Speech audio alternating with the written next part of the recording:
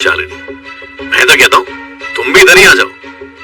से बातें करता शाम के सफर को रात की मंजिल तक। मैं पेशे से सरकारी डॉक्टर हूँ और शहर से मेरा तबाह से सच्ची थी। एक सरकारी डॉक्टर को मिलता ही कितना था, पर मेरे से ऊपर जो बड़े डॉक्टर बैठे थे उन फिर से वापस मुझे कलकत्ता बुला ले, मगर मामला ठंडा होने तक नहीं आया। आसपास की जब खोज खबर ली तो पता टेंशन कौन डाले। ऐसे ही एक रात में अपनी पत्नी शान में चौंक गया। एक क्लिनिक का फोन चलता है, अगर पहले कि फोन मेरे उठाने से पहले ही कट गया। मैं वापस कुर्सी पर सोने चल दिया कि फोन उठाते ही पहले मैं भर पेट गाली दूंगा। रात अब गहरी हो चुकी थी और मैं वापस अपनी कुर्सी की ओर चल पड़ा, मगर इससे पहले मैं चैन था। मुझे अब किसी अनहोनी का एहसास होने लगा था। रात लगी पड़ी थी, पर यह कैसे मुमकिन था? अभी इस वक्त मेरे मन को बस यही सवाल काट रहा था। अरे जब बात नहीं करनी होती तो फोन क्यों करते आप लोग? टाइम देखा? सुधार में कुर्सी की तरफ नहीं गया, वहीं फोन के पास खड़ा। नींद में फोन के पास ही खड़ा रहा, पर फोन से एक चूंकिया वाले फोन से उसका रिसीवर भी अलग करके वापस कुर्सी पर सोना कि एक बार फिर टेलीफोन बजा, जिसके सच कहूं तो मुझे डर लगने लगा था। उनके 100 टुकड़े हो गए थे। इस पर भी जब मेरा पेट नहीं भरा नहीं थी, पर मेरा दिल कह रहा था कि हो रहा हो करके बाहर आ गया, और उसे पूरे जी जान से जितना तब मेरी आंखों से पूरी तरह से उठ चुकी थी। अब तो वो टेलीफोन होता हुआ मैं वापस से नींद की गोद में जाने लगा था, इसीलिए मैं कोई फालतू से गेम खेलने लगा। अभी कुछ ही मिनट फोन फटने की वजह से मेरे हाथ की उंगलियां उखड़ चुकी थी। फोन तो मुझे इतना तेज दर्द हो रहा था जिसकी कोई इंतहा नहीं थी। पत्नी को भी इसी वक्त बोला था, साला एक मुसीबत खत्म नहीं होती और दूसरी टूटता हुआ मैं टॉर्च ढूंढने के काम में लग गया। मेरी जान में जान तब आई जब मुझे एक दराज में टॉर्च मिल गई। वही हुआ, मैं वापस से अपने कैबिन में घुसाई था। इस वक्त मेरे डर की कोई इंतहा नहीं थी। लगा मेरे हाथ कांप रहे थे। टॉर्च पिशाच चुड़ैल का साया है, क्योंकि मैं एक डॉक्टर हूँ। मैं ऐसी सोच में डूबा हुआ था और क्लिनिक को और रोशनी में वो टेलीफोन बज रहा था। बिल्कुल सही सलामत हुए देखता रहा, लेकिन इस बार ये फर्क था। लगा जैसे वो टेलीफोन मेरे सर के ऊपर ही बज रहा है। जिस वक्त विनय फोन को रहने दे, बस तो जल्दी से अपना इलाज कर, मैं हिम्मत बांध रहा था। पर जैसे ही मैंने नजरें पा, मैंने तुरंत ही टेलीफोन का रिसीवर उठा लिया। मैं पागल हो जाऊंगा। हेलो, कोई सुन रहा है मुझे? तो मैं तुरंत ही क्लिनिक से बाहर जाने के लिए दौड़ पड़ा।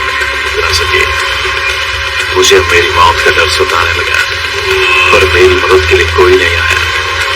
बाहर निकल टेलीफोन बिछे हुए हैं।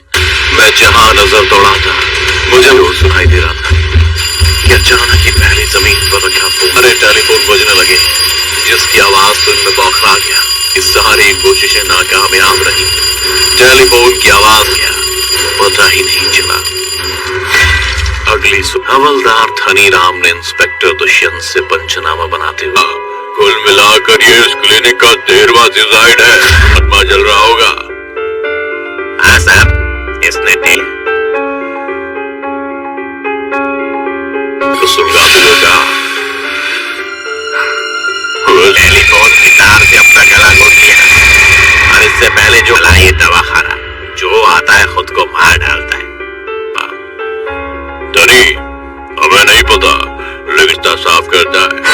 अगर तुझे भी जानना है तो तू, और अगर आपको भी इस दवाखाने का राज जानना है तो इस वीडियो दवाखाने में एक रात गुजारना चाहेंगे।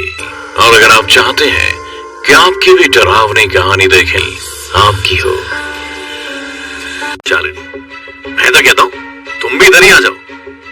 से बातें करता शाम के सफर को रात की मंजिल तक। मैं पेशे से सरकारी डॉक्टर हूँ और शहर से मेरा तबाह से सच्ची थी। एक सरकारी डॉक्टर को मिलता ही कितना था, पर मेरे से ऊपर जो बड़े डॉक्टर बैठे थे उन फिर से वापस मुझे कलकत्ता बुला ले, मगर मामला ठंडा होने तक नहीं आया।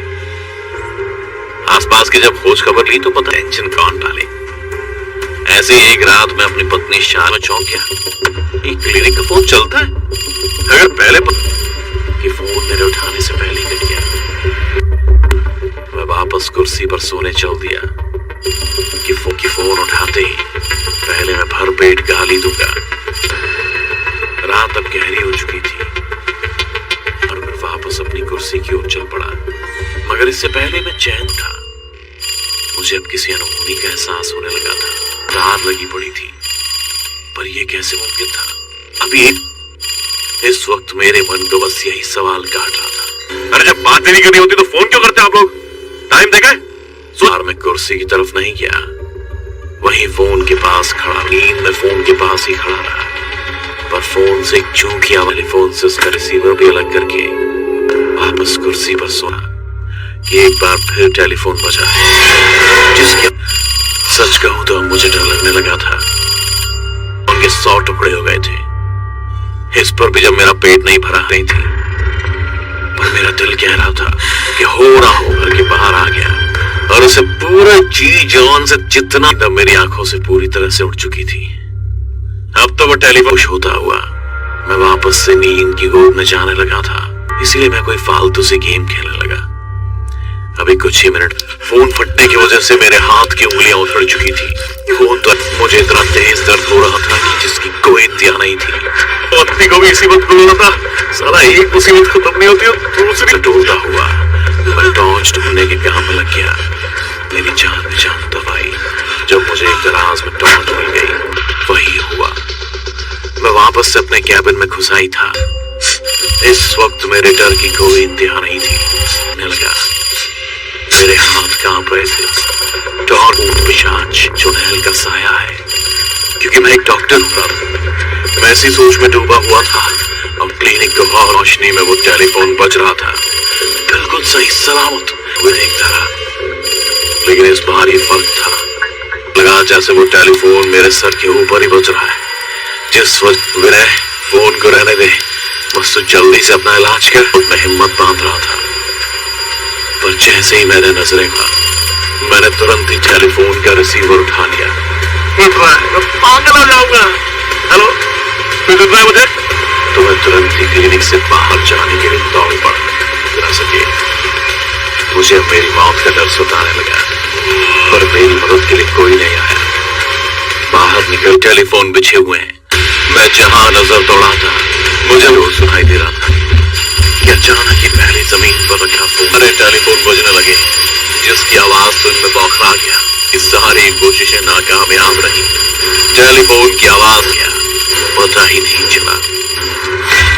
अगली हवलदार धनी राम ने इंस्पेक्टर दुष्यंत से पंचनामा बनाते हुए, कुल मिलाकर ये इस क्लिनिक का 13वां सुसाइड है। आत्मा जल रहा होगा। हाँ साहब, इसने तो सुलगा मिलेगा। टेलीफोन की तार से अपना गला घोट लिया, और इससे पहले जो ये दवा खाना जो आता है खुद को मार डालता है।